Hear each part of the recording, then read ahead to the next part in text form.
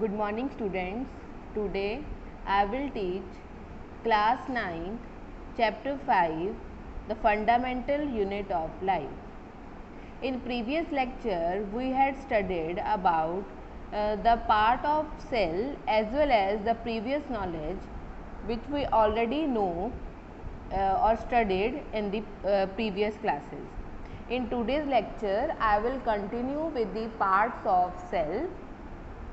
So, as I had discussed in previous lecture about plasma membrane, here I will discuss about cell wall. So, cell wall is the another rigid outer covering in addition to plasma membrane found in the plant cell. So, here the outside the plasma membrane, the cell wall is lies. So, the cell wall is made up of cellulose. So, cellulose, what is cellulose? Cellulose is a complex substance of carbohydrates. So, it provides strength to the plants. So, mainly the function of cell wall is it provides the strength to the plants.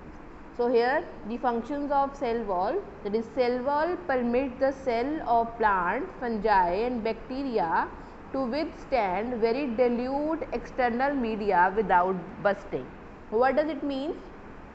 If the plant cell is placed in a hypotonic solution, as we had discussed in previous lecture, then the hypotonic solution which is very dilute, so it doesn't allow the water molecule to go inside the it allows the water molecule to go inside the cell, but didn't burst the cell.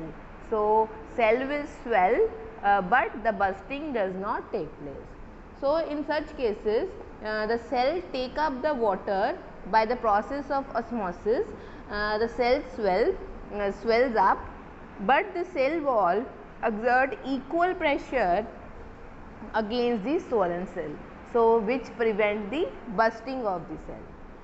Next is because of cell wall, cell can withstand much greater changes in surrounding medium than animal cell.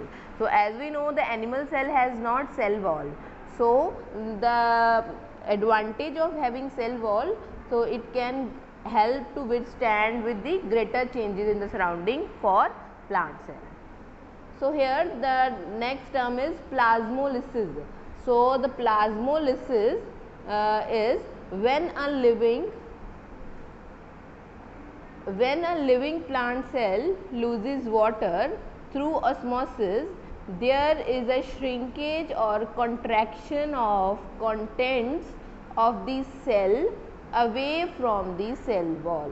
So, what is plasmolysis? That is shrinkage of the cell due to loss of water. So, it is called plasmolysis. So, is that clear? When the shrinkage take place of the cells, that is called plasmolysis. So, the next term is nucleus. So, as you see the diagram of the nucleus, in cell there is a spherical structure is present, that is called nucleus. It is called brain of the cell because it do all the activities of the cell and control that activities. So, the composition of the nucleus, so firstly you have to understand the diagram. Here the black part is called nucleolus and the fluid present inside the nucleus, that is called nucleoplasm. Here the thread like structure is called chromatin and the nuclear pores, you can see a dot structure, that is called nuclear pores. So, the outside membrane of the nucleus is called nuclear membrane. So, here the composition of the nucleus. The nucleus has double layer covering, it is called a nuclear membrane. The nuclear membrane has pores. So, what is the function of nuclear pores? It allows the transfer of material from inside the nucleus to cytoplasm. So, it allows the movement of materials from cytoplasm to nucleus. So, next is here it is a thread like structure, that is called chromatin. So, chromatin, the nucleus contains chromosomes which are visible as rod shaped structure only when cell is about to divide. So, then they seen like rod shape, otherwise it is like thread like structure as you see here in the diagram. So composition of the nucleus. So what are chromosomes? So chromosomes are the pairs, the pairs, genetic pair. We have different type of chromosomes in pair are present. We have 23 pairs of chromosomes in our body. So chromosomes contain information for inheritance of features from parents to next generation in the form of DNA, that is deoxyribose nucleic acid. So chromosomes are composed of DNA and protein. So mainly what is the composition of chromosome? That is, it is composed of DNA and protein. So what is DNA? So DNA is deoxyribonucleic acid. So DNA molecule contain the information for constructing and organizing cell. So what information a offspring get from their parents is lie inside the DNA molecule. So functional segment of DNA are called genes. What are genes? Genes are the functional segment of DNA. So in non-dividing cells, this DNA is present as part of chromatin material. What does it mean? When the division of cell doesn't occur, so it is just a part of chromatin material. When the division of cell occurs, the DNA divides and passing to the next generation.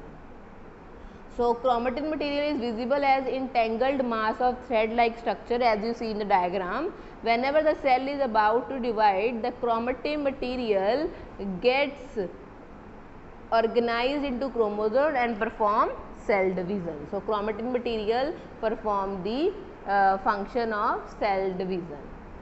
So here the function of nucleus. So nucleus play a central role in cellular reproduction. So main function of nucleus is it helps in the reproduction, that is cell division. So it is a process by which a single cell divides to form the two new daughter cells. It also play a crucial part along with the environment. So it helps the cell to develop and exhibit at maturity, so by the chemical activities. Next is nucleoid. So nucleoid in some organism like bacteria, the nuclear region of cell may be poorly defined due to the absence of nuclear membrane. When the outer membrane of nucleus is not defined correctly, it is basically in the bacteria. When the outer membrane of the nucleus is not defined, that is nuclear membrane is absent, then undefined nuclear region contain only nucleic acid, that is called nucleoid. So nuclear membrane when is absent, then the undefined nuclear region is called nucleoid. Next, as you see here the diagram, there is a membrane outside the nucleus. So when the nuclear region is absent or undefined, then it is called nucleoid. So next is cytoplasm. So cytoplasm is the fluid which is present, a fluid content inside the plasma membrane. As you see in the cell molecule, there is a liquid or a fluid like structure is present where all the organelles are floating, that is called cytoplasm. It also contains many specialized cell organelles. Each of these organelles performs specific function for the cell. These organelles will be discussed in the next lectures. So here the cytoplasm is a fluid in which all the organelles are floating. So it is a liquid which is present between the plasma membrane and the nucleus. So nuclear membrane, or we can say nuclear membrane. It helps in exchange of material between cell organelles. It acts as a store for vital chemicals such as amino acid, glucose, vitamins and iron. It also helps in metabolic activities such as glycolysis. Glycolysis is the activity by which we intake the food that is converted into glucose, and that glucose converted into energy.